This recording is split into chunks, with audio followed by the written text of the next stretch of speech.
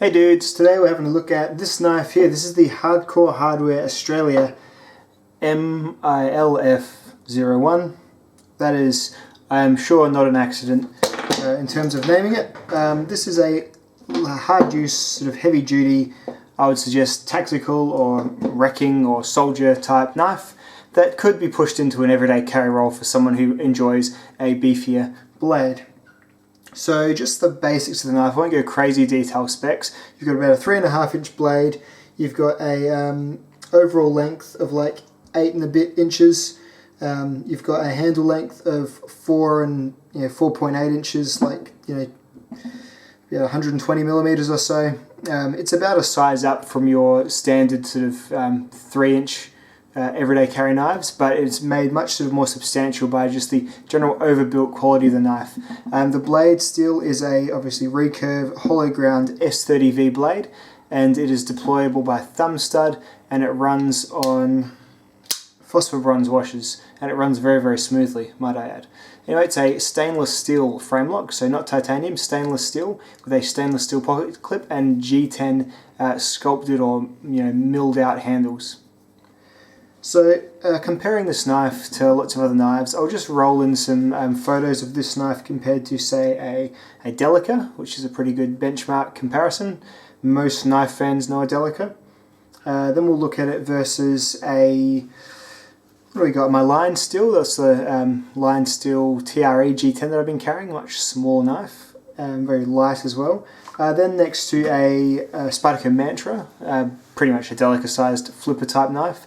Frame lock there, and then next, and probably most prudently, we'll look at it next to the Paramilitary 2, which is a knife of a very similar dimension but a very different weight. So now the photos have passed, let's get out the real life Paramilitary 2 and just lay it here. As you can see, they sort of both match up dimensionally pretty well. Obviously different locking mechanisms, different steel in this PM2, but the standard it's actually not a bad benchmark in all regards, because the standard Paramilitary 2 sells for about the same price in Australia and has the same blade steel, obviously different lock and construction and whatnot, but the same kind of philosophy behind both knives. I would suggest the Para 2 probably can transition a little bit easier into everyday carry, and I'll just get into the general review and I'm sure that'll become apparent. So, I'll start off by going to what I like about the knife. So, positives wise, this is a really well built knife. So it's got really obvious build quality when you hold it, and when you lock it and unlock it, and when you deploy it. It's got that kind of rat number 1 or rat 2 snappiness to the bronze action, mainly aided by a really well dialed in detent. So it really does flip, and that's, I know the blade's probably a bit heavier as well, and it really does fly out even on a slower sort of thumb stroke there as well. So it's a really well built knife, potent detent, but it's it's a well done one, and it's probably required for a knife this big to open this well. So durability is not going to be an issue. You can tell when you look at it by, you've got a thick blade, you've got a good thick liner that engages really, really well straight off, you've got thick handle slabs, you've got big pivots, and on bronze washers it's going to be an easy knife to take apart, maintain, and take care of. A stainless steel G10, very low maintenance materials, and S30V is going to sharpen easier than lots of your other sort of super steels. It's going to sharpen about as easy as like D2 or CPM 154 cm, that sort of stuff. So it's not too bad at sharpening either. So the action spot on. It's got good lock accessibility. This is something I wrote down because I often forget, but it's something I really noticed. So when you have a knife in hand and you want to lock it back again, some knives, in particular, what was the one that was a particularly bad offender? I think the Lion Steel SR2. You had to really dig your thumb in there to get it across, whereas this has a nice obvious track and tab there, jimping on it to really attract the thumb. So it's both easy to open and easy to close, which makes it immediately a fiddler's delight. And how sus does the term fiddler's delight sound? Ooh, fiddler's delight! Yikes. But yeah, it's certainly a cool knife to sit and play with. You know what this knife kind of reminds me of? It reminds me of that Zero Tolerance Emerson knife, like as in it's like a chunky, well built, really well made sort of combat focused knife. Obviously the looks and everything are different, but I feel it's kind of the same philosophy. Another thing I like about it is, despite it being made by Hardcore Hardware, which, you can tell by that name, it's, a pretty, type brand, they've gone really subtle with the branding. So you've got a laser etched HHA in there, and you've got the little Hardcore Hardware S30V in there, and that's really, really good. Cold Steel could definitely take a lesson from this, most knife companies could. I know you're proud of your knife, but I love it when the blade is just nice and empty, like where there's not too much written on it. Just really well, just classy, as classy as you can make a, obviously born in the fires of war knife like this one. I think it's cool looking, and this is, again, I'm going to put it as my positive, because you know what, screw it, I think it's cool looking. That doesn't mean it's, you're going to suit you, and it doesn't mean it's any reflection on how it uses, but I think it's a cool looking knife. They've done well making the G10 look nice. I like this uneven, so it's unmatched 2 lines of rippling in there, which also very functional. And I like the look of the blade. I like the harpoon style. I think it looks pretty cool. Like, it's not, it's bordering on Quartermaster garish with the the movable thumb stud holes here and that sort of thing. But they've just stopped just in time before they've made it look like one of those QT VSTP1 kind of knives that all the gun people seem to go gaga for. But I think it's a clever design move, because gun people do generally like more sort of wicked looking knives, and it's a horrible generalization, but you look on Instagram, for example, the more gun focused Instagrams will have knives that look sort of, this is a baseline, and then getting more and more fantastical sort of thing.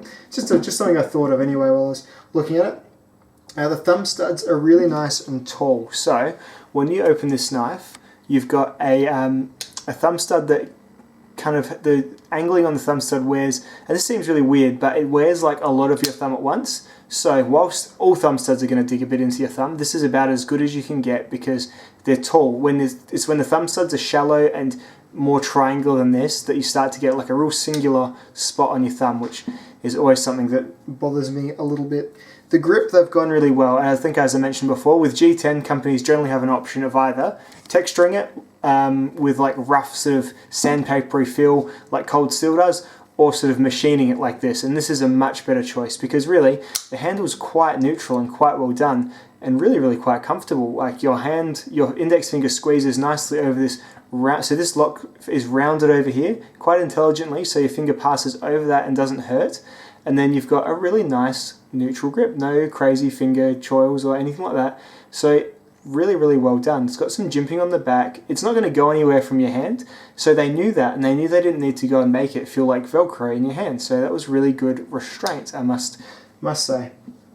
So the things I'm neutral, and that's about the positives. That's the things I really appreciate about the knife, and the things I noticed. So neutral really for me is the price. This isn't a super high value knife. It's $240 in Australia, which is what you'll pay for a Paramilitary 2 with S30V, which is a US made knife. This, I think, it's finished in Australia, but I think their OEM is in Taiwan, which isn't a bad thing. I mean, I think most of our most loved knife companies make in Taiwan, because I think you get high proven quality, like you see in the Ontario Rat series and the Cold Steel series and the Spyderco Taichung models.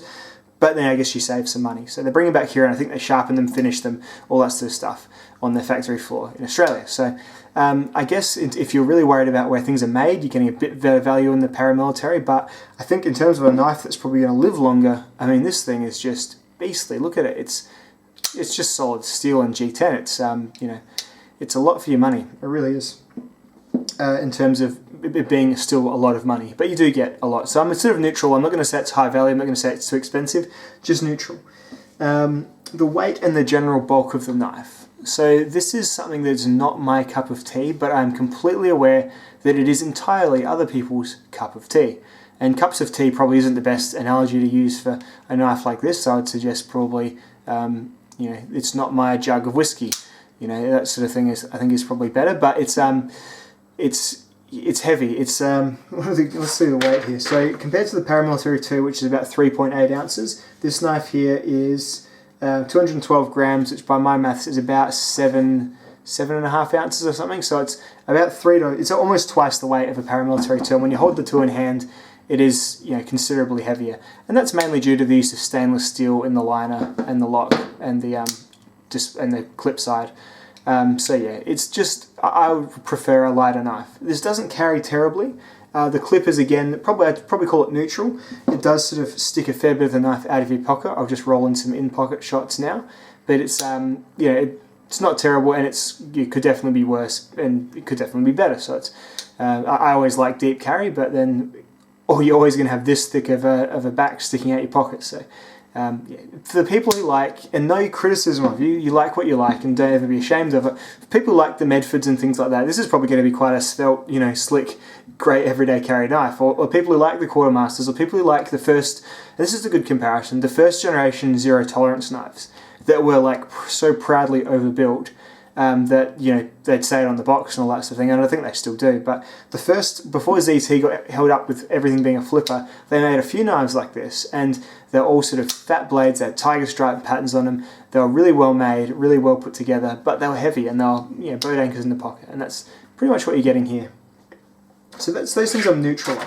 Now the things that I don't like, well, the thing that I don't like is, it's for completely practical reasons as well, the recurve. As cool as it looks, that's really tricky to sharpen, because you don't want to lose this little point here, because I figure if you have a blade like this, you may as well look at the virtues of it too. So you've got this extra little point here, which you can use to submerge gently into delicate boxes and things like that, but there are other ways to accomplish that. Say Tanto blades and things like that are similar. So I would much prefer this in a Tanto. The recurve, it's good at grabbing onto a rope, and it's good to, you know, it is good for doing power cuts and things like that. It's like a big scallop serration, so it does do the job.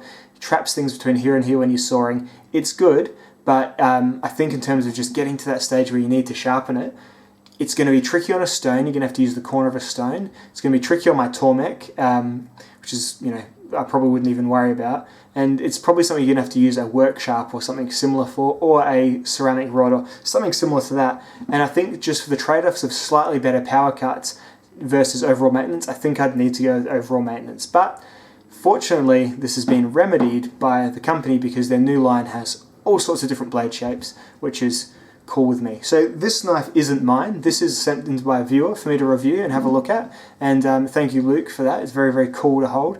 I do enjoy it, and if I owned it, I would probably keep it as an example of a big tactical zero tolerancy type knife, especially with the absence in my collection of the 0909. However, me personally, I think I'm going to wait for the new MILF series, with specifically includes a really tantalizing looking Wharncliffe. So that's probably what's going to get me sort of actually buying one of these rather than just lending. So overall, I think it's good. If it's what you like, then this is a really well-built example of that type of knife that you like. If you are an ultralight Delica fan, it's not going to change your mind. If you liked the paramilitary but felt that the tip was too delicate and just felt like it was perhaps too much of an oversized Delica, then it might be the sort of thing you might want to upgrade and try. It's not obscenely big. It's not like Spyderco K2 big, but it's big enough to sort of definitely feel a size up from most other stuff. If you love those original zero tolerances, then this is probably something you'd really want to try. If you like big Emerson knives, this is definitely something you'd want to try. And if you do buy it, you could rest assured that it's going to last you a very, very long time. And in terms of being a well-built tool, it is definitely that. So thank you very much for watching, dudes, and I'll see you in the next video.